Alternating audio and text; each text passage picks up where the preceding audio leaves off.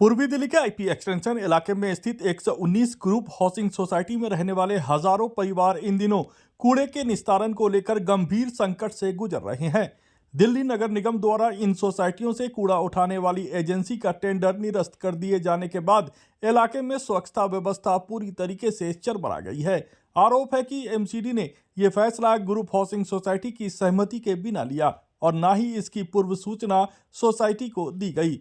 Group housing society के पदाधिकारी सुरेश बिंदल ने बताया कि 17 दिसंबर को कूड़ा उठाने वाली एजेंसी की ओर से उन्हें एक पत्र प्राप्त हुआ, जिसमें जानकारी दी गई कि दिल्ली नगर निगम के शाहदरा साउथ जोन के उपायुक्त ने एजेंसी का टेंडर निरस्त कर दिया है। पत्र में यह भी स्पष्ट किया गया कि टेंडर रद्द होने के बाद एजेंसी अब कूड़ा उठाने का कार्य नहीं करेगी।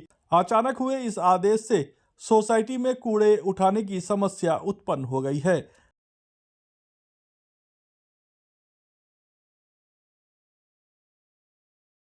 हालांकि वहीं इस मामले को लेकर एमसीडी शाहदरा साउथ जोन के चेयरमैन रामकिशोर शर्मा का कहना है कि एजेंसी की काफ़ी शिकायत मिल रही थी। शिकायत पर उसका टेंडर रद्द किया गया है। नई व्यवस्था जल्द ही शुरू कर दी जाएगी।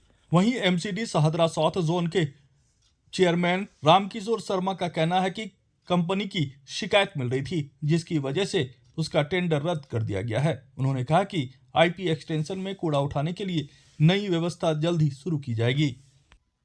देखिए, यहाँ लगभग 119 ग्रुप हाउसिंग सोसाइटी हैं।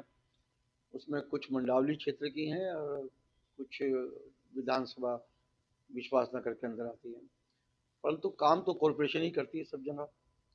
पहले सोसाइटी के गेट से सूखा कूड़ा और गीला कूड़ा अलग अलग करके वो सोसाइटी को ले जाती थी। ढलाव यहाँ बंद हो चुके हैं।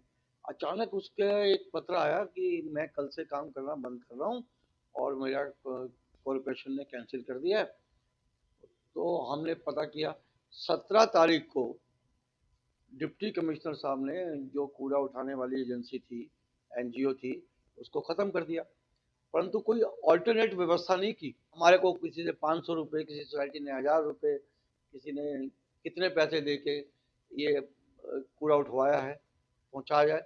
ये बहुत नेग्लिजेंस है कि किसी सुविधा को ख़त्म कर रहे हो और वो सुविधा आवश्यक है, जीवन के लिए आवश्यक है, तो कम से कम उसका ऑल्टरनेट व्यवस्था तो करनी पड़ेगी। आपने बिल्कुल ठीक कहा है। मेरे पास सुरेश बिंदल जी और तरुण जी, वहाँ का महासंघ जो है, वो मेरे पास अभी 2-3 दिन पहले आया था। IPCA करके कंपनी जो सोसाइटीज का कूड़ा जो उठाती थी, अब उसने उठाना इसलिए बंद कर दिया कि उसका निरस्त कर दिया गया कॉन्ट्रैक्ट बात निरस्त करने की जहां तक है, तो वहां उसकी शिकायतें बहुत थी और शिकायतें जायज मिली और जायज मिलने के बाद उसका कॉन्ट्रैक्ट निरस्त किया। लेकिन यहाँ पर एक दिक्कत जो आ रही है सोसाइटी वालों को, आपने ठीक कहा 200-250 सोसाइटियां हैं, तो हमें इसका पहले अल्टरनेट करके तब निरस्त करना चाहिए।